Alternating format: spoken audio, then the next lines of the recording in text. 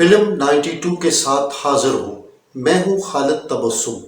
اس channel کے ذریعے ہم آپ کو فلمی دنیا سے وابستہ دلچسپ معلومات اور یادیں فراہم کرتے ہیں۔ چینل کو سبسکرائب کریں اور ہماری ویڈیوز کو دوستوں کے ساتھ ضرور شیئر کریں تاکہ وہ بھی ان سے محظوظ ہو سکیں۔ اگر ویڈیو پسند آئے تو اسے لائک بھی کریں۔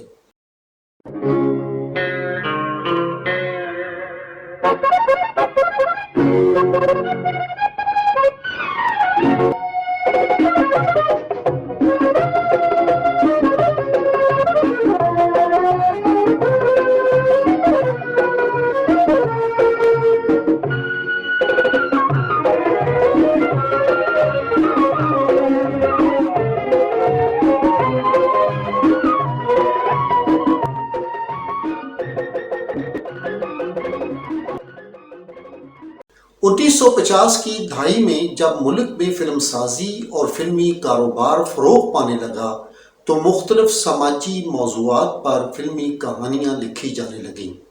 دیکھنے والوں کی دلچسپی کے لیے فلموں میں رقص و سرود کو خصوصاً فلمی گلیمر کے طور پر پیش کیا جانے لگا۔ اس سلسلے میں خوبصورت آئٹم گرلز اور رقاصاؤں کو پردہ سکرین پر اپنے فنی جوہر دکھانے کا موقع ملا، جو زیادہ تر بازار حسن سے تعلق رکھتی تھی۔ 1960 کی دہائی میں بازار حسن کی ایک خوبصورت اور دل فریب اداؤں کی حامل آئٹم گرل نگت عرف نگو نے فلم انڈسٹری میں قدم رکھا اور کچھ ہی عرصہ بعد فلمی لوگوں کو اپنے مسحور کن فن رقص کے چنگل میں جکڑ لیا اور فلم ساز دھڑا دھڑ اسے آئٹم گرل کے کرداروں میں اپنی فلموں میں شامل کرنے لگے۔ نگو نے لاہور کے بازار حسن کے ایک معمولی گھر میں آنکھ کھولی جس کا گزر بسر رقص و سرود کی محفلوں سے حاصل ہونے والی آمدنی پر ہوتا تھا۔ چنانچہ بازار کے رسم و رواج کے مطابق نگو کو بھی بچپن ہی سے رقص کی تربیت دینا شروع کر دی گئی۔ وقت کے دارے کے ساتھ بازار کی دوسری خواتین کی طرح وہ ایک روایتی رقاصہ کے طور پر جوانی کی دہلیز تک آ پہنچی۔ خوبصورت اور دلکش نین نقش نے اس کے فن کو بھی دو آتشہ کر دیا اور وہ تماشبینوں پر اپنی اداؤں کے ذریعے بجلیاں کڑکڑانے لگی۔ اس طرح وہ اپنے گھرانے کی کفالت کا ذریعہ بن گئی۔ اس زمانے میں اکثر فلم ساز نئے چہروں کی تلاش کے لیے پہلے آپشن کے طور پر بازار حسن کی طرف ضرور توجہ دیتے اور اکثر گوہر مقصود پانے میں کامیاب ہوتے۔ نگو بھی ایسی مہربان نظر کے ذریعے فلمی دنیا تک پہنچی۔ پھر وہ فلم انڈسٹری کی ٹاپ ڈانسرز میں شمار ہونے لگی۔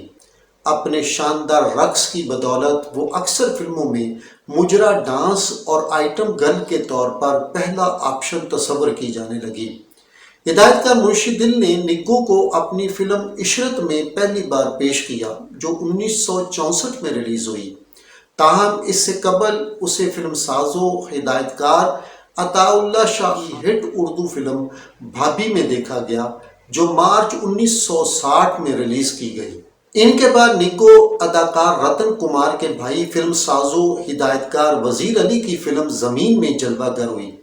یوں نگو کی مقبولیت اور مانگ کی گاڑی کا پہیہ ایسا دوڑا کہ مرتے دم تک دوڑتا رہا۔ 1966 میں اس نے شباب کرانوی کی وطن کا سپاہی، ثقلین رضوی کی حسن کا چور اور ارشد کاظمی کی تابعدار کو اپنی جلوہ گریوں سے سنوارا۔ آئندہ سال یاراں نال بہاراں، سجدہ، اکبرہ اس کی حشر سامانیاں سمیٹ کر مارکیٹ میں آئیں۔ 1968 میں روٹی، لالا رخ، شہنشاہ جہانگیر، دل دیا درد لیا، مہندی، کمانڈر، میں زندہ ہوں، گھر پیارا گھر، بیٹی بیٹا، شاہی محل اور چند چودھویں دا اس کا مصروف ترین آئٹم گرل ہونے کا ثبوت تھیں۔ 1969 اور 1970 اس کی فلمی مقبولیت کے حوالے سے اہم سال تھے، جس دوران بالترتیب اس کی 21 اور 23 فلمیں نمائش کے لیے پیش ہوئیں، جن میں دلبر جانی، پیار دا پلہ، پنچھی تے پردیسی، بزدل، دیا اور طوفان، دلاں دے سودے، جیسے جانتے نہیں، اندلیب، تیرے عشق مچایا، دھی رانی، دلہ حیدری، ویر پیارا، وچھوڑا، محرم دلدا، محلے دار، گڈو، ماں پتر، آنسو بن گئے موتی، ٹیکسی ڈرائیور، انسان اور آدمی، ہیر رانجھا، ات خدا دا بیر، چڑھدا سورج اور روڈ ٹو سوات قابل ذکر ہیں۔ زیادہ تر فلموں میں نگو پر آئٹم سانگ فلمائے گئے، مگر ہیر رانجھا میں اسے بولنے کے لیے چند ڈائیلاگ بھی دیے گئے، جس سے ثابت ہوا کہ وہ ایک اچھی اداکارہ بھی تھی۔ زندگی کے آخری سال 1971 میں وہ صرف 15 فلموں میں جلوہ گر ہوئی، جن میں شیر پتر، غرناطہ، بازیگر، آنسو بہائے پتھروں نے اور پیار دے پھلیکھے نمایاں تھیں۔ 1972 میں اس کی موت کے بعد 22 فلمیں ریلیز ہوئیں، جن میں جاپانی گڈی، خان چاچا، خلش، سونا جانی، محبت، سجن بے پرواہ اور کاسو قابل ذکر ہیں۔ خان چاچا میں نگو پر نور جہاں کا گایا گیت جنہ تیری مرضی نچا بیلیا فلمایا گیا، جو بے حد مقبول ہوا۔ 1971 میں فلم کاسو کی تیاری کے دوران نگو کو فلم کے پروڈیوسر خواجہ اظہر حسین سے محبت ہوگی۔ اس سے قبل خواجہ اظہر حسین نے نگو کو 1970 میں بننے والی اپنی پنجابی فلم غیرت شان جوانہ دی میں کام دیا تھا۔ تب سے وہ ایک دوسرے کے قریب ہونے لگے تھے۔ چنانچہ جب خواجہ اظہر نے کاسو شروع کی اور نگو کو اس میں بھی کام دیا تو دونوں میں محبت کے جذبات انتہا تک پہنچ گئے، جس کی وجہ سے انہوں نے شادی کر لی۔ نگو بھی بظاہر حسن کی گناہ آلود زندگی سے چھٹکارا حاصل کر کے باعزت اور پرسکون زندگی گزارنے کی متمنی تھی۔ نگو کی شادی کو اس کے گھر والوں اور رشتہ داروں نے قبول نہ کیا، کیونکہ شاہی محلہ کے روایتی اصولوں کے مطابق بظاہر حسن سے تعلق رکھنے والی کسی لڑکی سے اس کے خاندان کو رقم ادا کیے بغیر شادی نہیں کی جا سکتی تھی۔ خواجہ اظہر حسین نے اس اصول کی پاسداری نہ کی تھی، جس کی وجہ سے نگو کے گھر والے اس کے دشمن ہو گئے۔ نگو کی ماں کو بیٹی کے اس فیصلہ سے سخت صدمہ پہنچا۔ اس نے نگو سے رابطہ کرنے کی کوشش کی مگر ناکام رہی۔ نگو اپنے شوہر کو ناراض کرنا نہیں چاہتی تھی۔ آخر تھک ہار کر نگو کی ماں نے ایک منصوبہ ترتیب دیا اور اپنی شدید بیماری کا بہانہ کر کے اسے ماں سے آخری بار ملنے کا پیغام بھیجا۔ چنانچہ وہ شوہر کی رضامندی کے بعد بیمار ماں کو ملنے بازار حسن والے گھر پہنچی۔ وہ یہ دیکھ کر حیران رہ گئی کہ اس کی ماں بھلی چنگی پھر رہی تھی۔ اس کی عیار ماں نے اسے مطمئن کیا کہ یہ سب ڈرامہ تو اس نے اپنی بیٹی سے ملنے کے لیے رچایا ہے۔ اس کے بعد نگو کی ماں اور اس کے رشتہ داروں نے نگو کو اپنے شیشے میں اتارنا اور اس کے دل و دماغ میں خواجہ اظہر کے خلاف زہر بھرنا شروع کر دیا، جس نے تیزی سے کام شروع کیا اور اس کا رویہ بدل گیا۔ نگو نے شوہر کے پاس واپس جانے سے انکار کر دیا۔ خواجہ اظہر نے اسے قائل کرنے کی بہت کوشش کی مگر ناکام رہا۔ نگو خاندانی دباؤ کی وجہ سے شوہر کے ساتھ نہیں رہنا چاہتی تھی۔ خواجہ اظہر نے موسیقار منظور کو مصالحت کے لیے بھیجا، نگو نے اسے بھی ٹھکرا دیا۔ ادھر خواجہ اظہر کے دل میں نگو اور اس کے خاندان کے خلاف دشمنی کے جذبات تیزی سے پروان چڑھنے لگے۔ جب نگو اور اس کے گھر والوں نے طلاق کا مطالبہ کیا تو خواجہ اظہر غصے اور نفرت کی آگ میں جلنے لگا۔ اسے نگو کے اچانک بدلنے والے رویہ پر سخت دکھ ہوا اور اس نے فیصلہ کیا کہ اگر نگو اس کی ہو کر نہیں رہے گی تو پھر وہ اسے کسی دوسرے کے لیے نہیں چھوڑے گا۔